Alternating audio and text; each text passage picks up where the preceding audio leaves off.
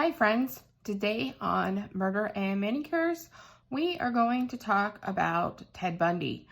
He's probably the serial killer that I know the most about, and there is a ton of info about him.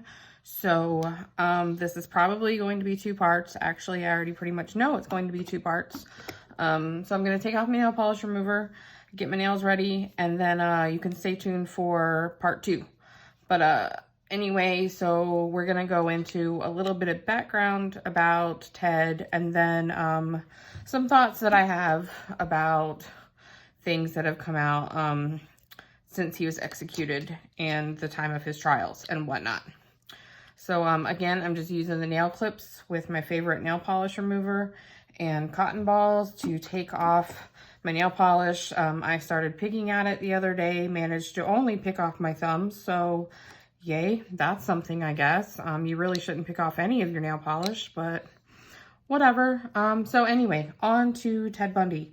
He was born in 1946. His mom was young at the time. She was like 22, I think.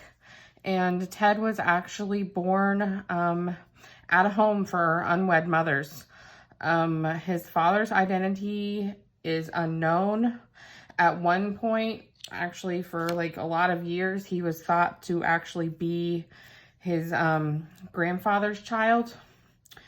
And there has been some evidence that he is not a product of incest. And if I had left this clip on longer, I would just be able to like wipe off the nail polish in a couple of swipes, but I did not do that because I'm not trying to keep you here all day, friend. But anyway, so until he was like 3, Ted lived with his mom, Louise, and his and her family, his grandparents and her sister, and you know, his family. Till he was 3, they lived with them in Philadelphia. And he was actually, at the time, raised as his grandparents' child because of the stigma in the 40s about, you know, birth outside of wedlock and things like that. So in like 1950, Ted's mom took him and they moved to live with family in Tacoma, Washington. And then the next year, in 1951, she met this man, Johnny Bundy. They got married and he adopted Ted. So that's how Ted got his last name. And then when Ted, like, there's been biographies and stuff about him. Anne Rule, she was a police officer and she writes true crime kind of books. She actually knew him, and then, you know, he had lawyers and whatever, and so he's told different stories about his childhood to all of these people.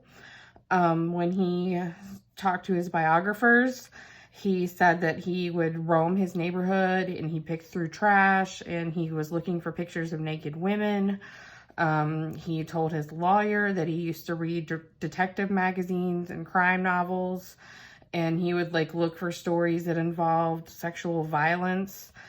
He told Anne Rule that he never ever read detective magazines. So, I mean, he manipulated a lot of people and he was a liar. So there's that. But he also told different accounts of like his social life when he was growing up. He told the biographers he was alone as an adolescent and he didn't know what made people want to be friends. His classmates from high school told Anne Rule that he was well known and well liked. But anyway, in 1965, he graduated from high school and started college. In 1967, he became romantically involved with a classmate at college who has been identified by several pseudonyms. Most commonly, she's referred to as Stephanie Brooks. And then in early 1968, he dropped out of college and he worked at a series of minimum wage jobs He also volunteered at the Seattle office of Nelson Rockefeller's presidential campaign. He kind of had some political aspirations, and at one point within like the political stuff, he, I don't know if he wanted to do it or people said about him that, you know, one day he could be Washington's governor. So, that's an interesting little fact there.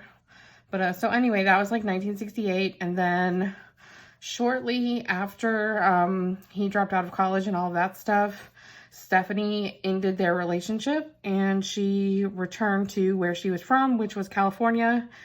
And it was because she was frustrated at what she said was Ted's immaturity and his lack of ambition.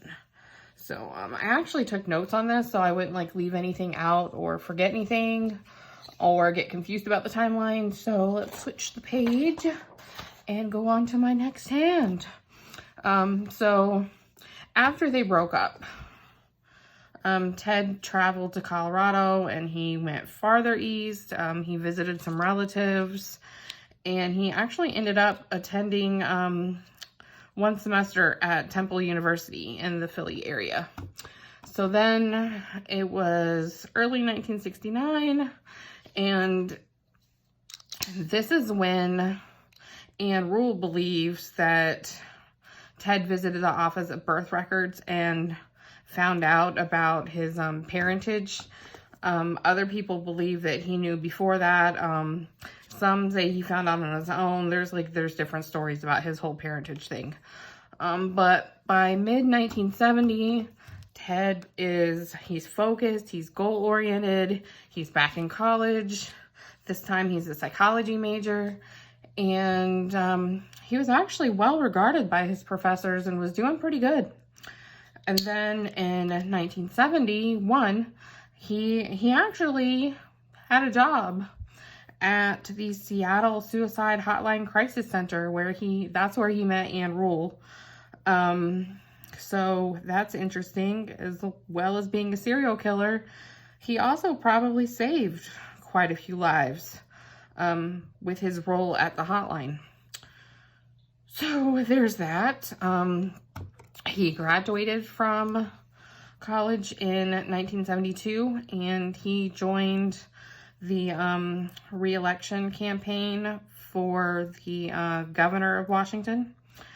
And then that guy, it was Daniel Evans, he appointed Ted to the Seattle Crime Prevention Advisory Committee, which is, yeah, that's interesting. In 1973, even though his LSAT scores weren't the best, Ted was accepted into law school because he got letters of recommendation from Evans and several of his professors. And then during a trip to California on Republican Party business in the summer of 1973, Bundy rekindled his relationships with Stephanie. He was also still dating Elizabeth, and neither one of them knew about each other. I did mention Elizabeth, right? She was a divorced single mom, met her in the fall of 1969. They were together for quite a few years. So anyway, so 73, and he's back with Stephanie, also still with Elizabeth. Neither of them know. In 1974, he decided he was going to break off all contact with Stephanie. He didn't return her letters or phone calls. And then she finally got him on the phone and demanded to know why he ended their relationship. And he was like, I don't know what you mean, and hung up. And she never heard from him again. And then he said that he just wanted to prove to himself that he could have married her. And she decided later on that he had deliberately planned this entire thing to get back at her for breaking up with him in 1968. So, dude held a grudge for like 6 years. That's, I mean, I'm petty, but I don't know if I'm that petty. So, we don't actually know when Ted Bundy started killing people. He has told so many different stories to so many different people, and he has refused to divulge the specifics of his earliest crimes. Some think he may have been killing when he was a teenager, and there is some circumstantial evidence. But anyway, it's like 1974, and during the first half of that year, female college students in the Pacific Northwest, mostly Washington, were disappearing at the rate of about 1 per month. It was during this time that Ted was working as the assistant director of that Seattle Crime Prevention Advisory Committee. He actually wrote a pamphlet for women on rape prevention, and then later on he worked at the Department of Emergency Services, which was a state government agency involved in the search for missing women. So that's interesting. But it was at that agency, Department of Emergency Services, where he met Carol Ann Boone and started dating her. And of course, he's, still with Elizabeth. And then in July, on the 14th, is when things really started getting real in Washington. On that day, in broad daylight, Ted Bundy managed to abduct 2 women, but my nail polish is all gone. So stay tuned for part 2, friend. Thanks for watching.